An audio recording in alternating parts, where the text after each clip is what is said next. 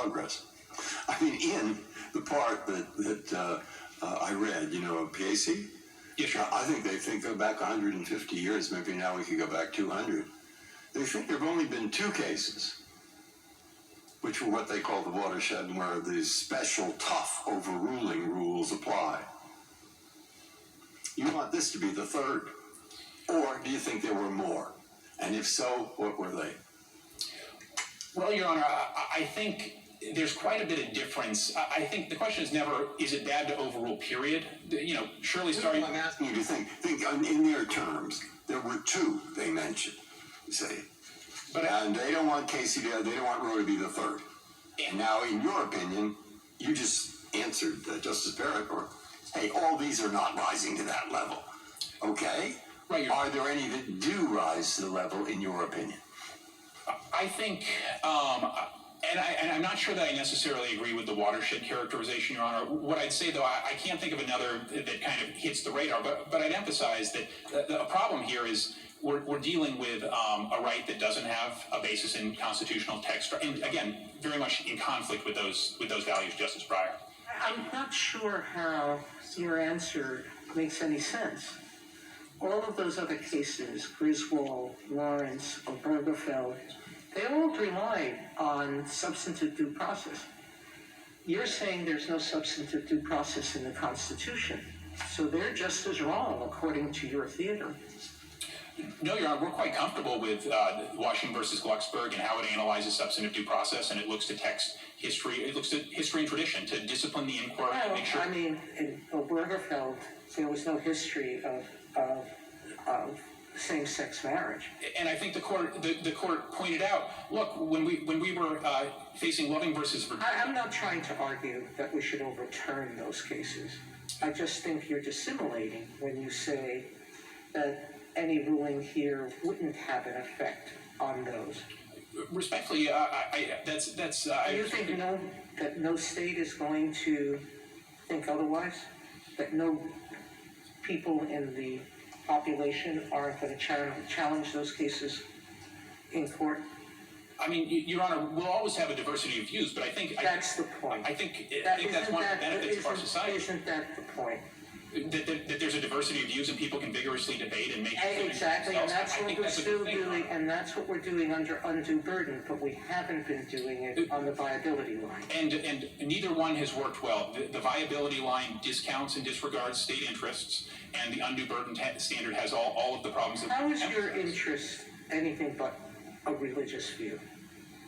The issue of when life begins has been hotly debated by philosophers since the beginning of time. It's still debated in religions. So when you say this is the only right that takes away from the state the ability to protect a life, that's a religious view, isn't it? Because it assumes that a fetus is life at when? You're not joining here. When do you suggest we begin that way? Your Honor, aside from... I'm putting it aside from religion. I'll try to... I think there might be more than one question, and I'll do my very best, Justice Sotomayor. I think this court in Gonzalez pretty clearly recognized that before viability, we are talking with unborn life with a human organism.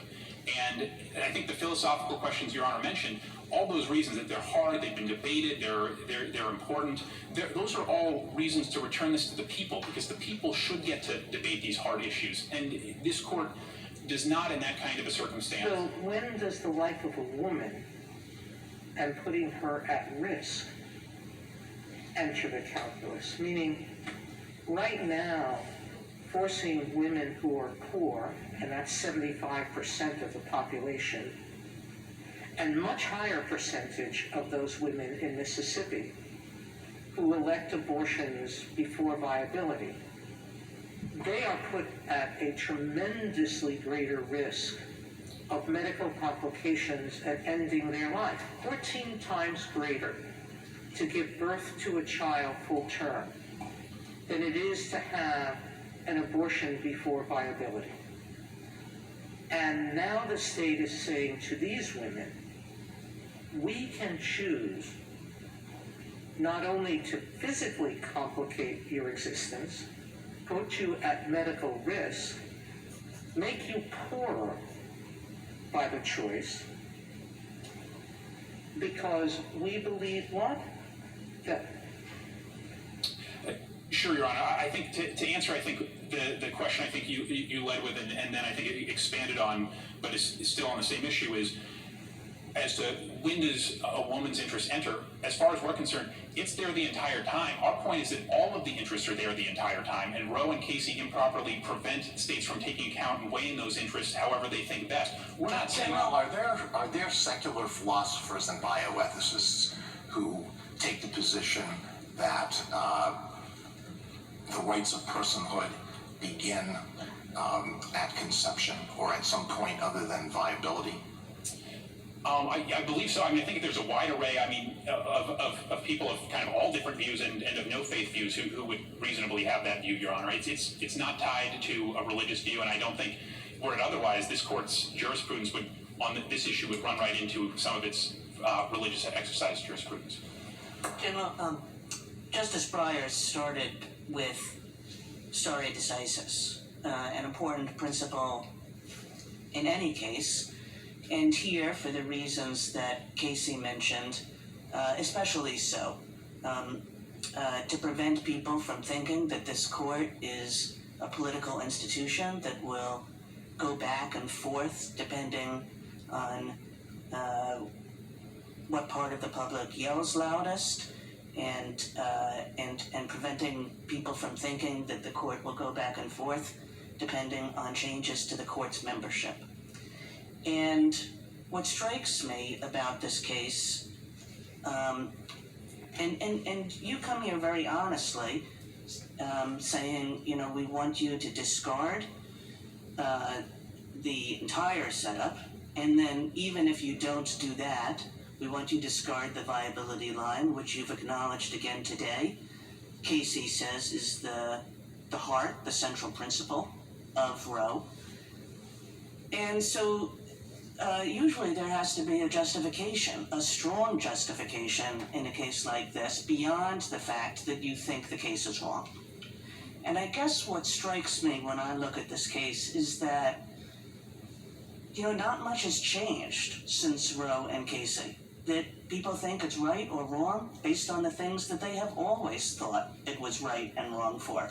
So the rationale behind those cases has something to do with the autonomy and the freedom and the dignity of women to pursue their lives as they wish, to protect their bodily integrity, to make the decisions that are most fundamental to the course of their lives. And always in those cases, there was an understanding that there were important interests on the other side in protecting life or protecting the potential for life, whether people saw it one way or the other way, and that there was a difficult question here and a balance to be made. And I mean, it strikes me that some people think those decisions made the right balance, and some people thought they made the wrong balance. But in the end, we are in the same exact place as we were then. Except that we're not, because there's been 50 years of water under the bridge, 50 years of decisions saying that this is part of our law, that this is part of the fabric of women's existence in this country, and that places us in an entirely different situation than if you had come in 50 years ago and made the same arguments. So I guess I just wanted to hear you react to that. Of course, Justice Kagan, thank you. I would emphasize a couple things, Your Honor. The fact that so much time has passed, let's say nothing had changed. That's not a point in Roe and Casey's favor. They have no basis in the Constitution. They adopt a right that purposefully leads to the termination of now millions of human lives. If nothing had changed, they'd be just as bad as they were 30 years ago, 50 years ago. And now we just have decades of damage, and we have a situation where nearly 30 years after Casey, the court unfortunately divides over what Casey, the lead case in the abortion area, even means.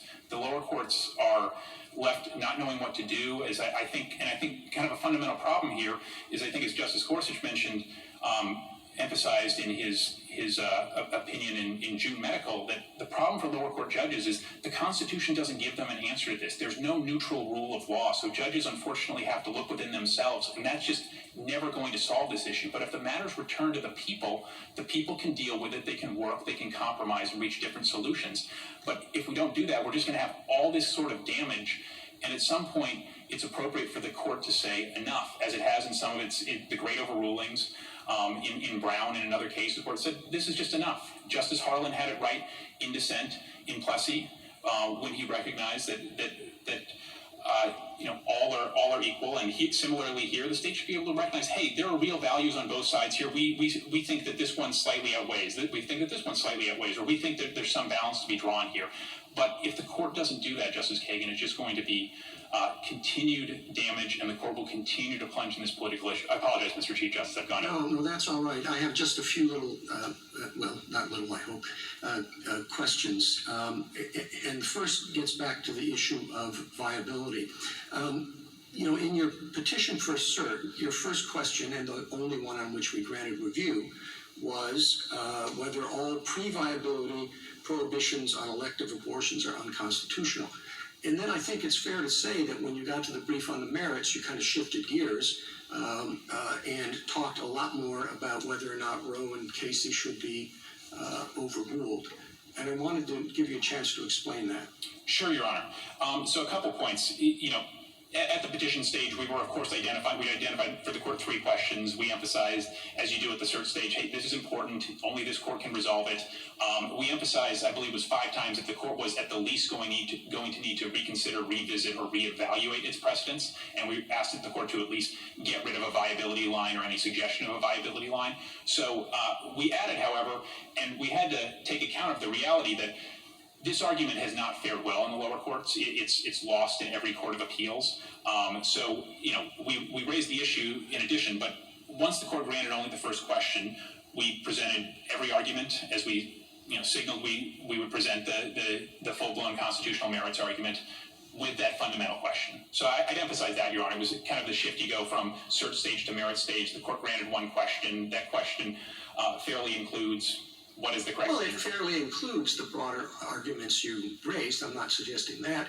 But on the other hand, it presumably included the viability question as well, because that's what you talked about in that one sentence.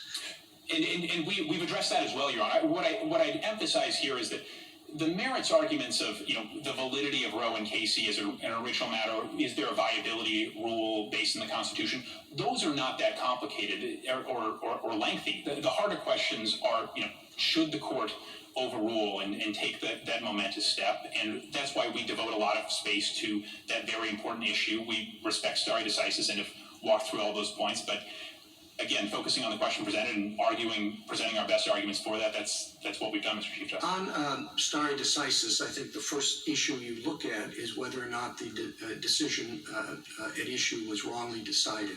I've actually never quite understood how you evaluate that. Is it wrongly decided based on the legal principles and doctrine when it was decided, or in retrospect?